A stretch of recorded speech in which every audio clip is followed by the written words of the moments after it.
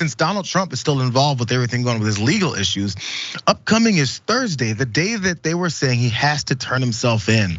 Well, there's numbers behind what they're talking about with these bond hearings. Let's go straight into this, because Trump is planning to now surrender to authorities in Georgia on Thursday, as promised, to face these charges in this case that is accusing him of illegally scheming to overturn the 2020 election. As we all know, with those fake electors, and also that perfect call with Brad Raffensperger. So his lawyers were in Atlanta and they were there negotiating this bond, and they agreed to $200,000. But there's some parameters. Let's go straight into it.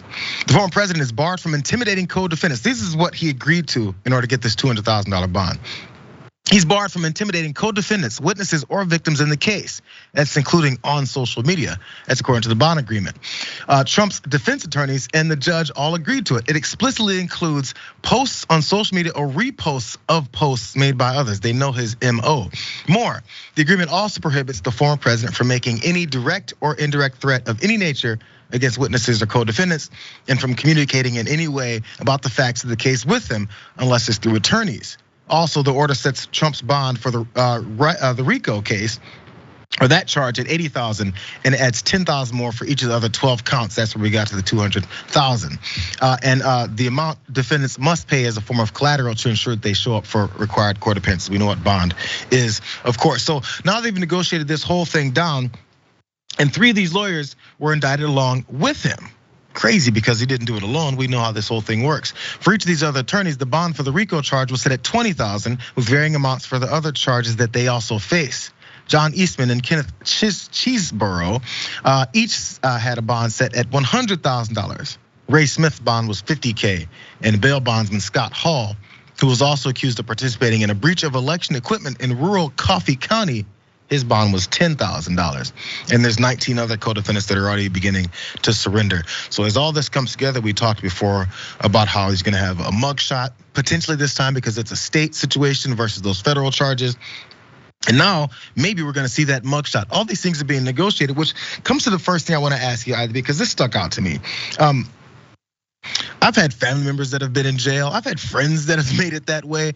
What I don't remember is a negotiation for bond, or also talks about what is that they can and can't do, because we know how much they'll go straight to social media or go to television appearances and radio and talk bad about everybody else that's around them. And that's just something Donald Trump is big on doing. But we're talking about the unprecedented nature of this guy being charged, not the unprecedented nature of us trying to figure out the best ways to make sure that he's comfortable as he's being charged with all these very serious things. Your first thoughts? First thoughts is that how dumb must they be that politicians have been corrupt for how long? Since the beginning, and dummies did it so poorly that they got busted.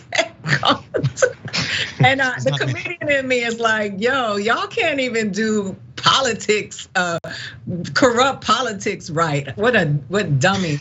But it's just a peanut gallery. It's just, I feel bad. While people are celebrating on social media, happy that Donald Trump is being charged, how sad for America that the former president of the United States is being indicted for corruption. He has, gathered quite the following. His popularity has grown, and his chances of being elected have improved since he has been charged with trying to steal the election of the United States, which is very confusing to me, because all of those people who allegedly support Donald Trump in this patriotic manner are defying all of what America is supposedly stands for with regards to, how an election is supposed to happen.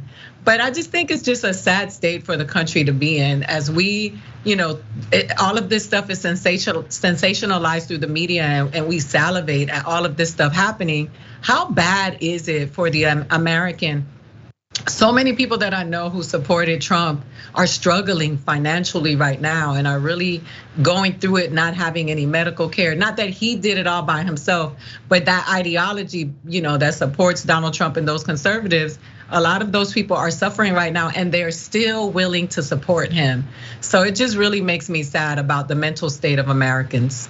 Yeah, they put them in this position where a lot of times they think that they're being helped by the folks who wouldn't get within 10 feet of them. Some of the folks who are risking their freedom and lives for Donald Trump must understand that he doesn't give a hot damn about them at all. There was one other thing I saw on CNN the other day, because they were talking about these negotiations and how he's gonna be going into turn himself in and all that. And some of the things, I believe it was one of the attorneys, they were relaying what he had said and what they were looking to negotiate.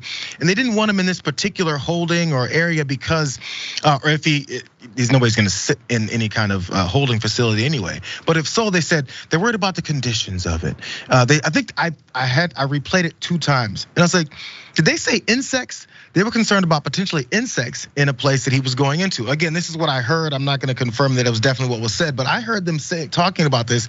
And I said, at what point are we gonna be concerned about a potential criminal who's up on all these very serious charges, literally trying to overturn an election in the United States? And we're concerned about his comfort level around some insects in a facility. How much do we care about that with anyone else? What is it about him that makes him not have to deal with insects when anyone else who may be a petty criminal would be dealing with these things? And we say this with a straight face. These are people that were on CNN, they weren't having any kind of empathy for Donald Trump's situation, but they still found some kind of regular, normal thought process to say, yo, he's thinking about the potential facility issues. Who cares? Isn't that what they celebrate? You're supposed to get punished. You're supposed to be in very uncomfortable situations. We celebrate the fact that people get abused in prison when they have issues in what they've done in their free life. Check out the Damage Report podcast each day, wherever you get your podcasts, whether Pocket Casts or Stitcher or iTunes. You can join me as I give you the news and stories you want, with a range of co-hosts and interview guests jumping in on the fun each day. Again, that's the Damage Report, wherever you get your podcasts. And if you get them at iTunes, don't forget to rate and review. Sometimes I'll read them live on the show.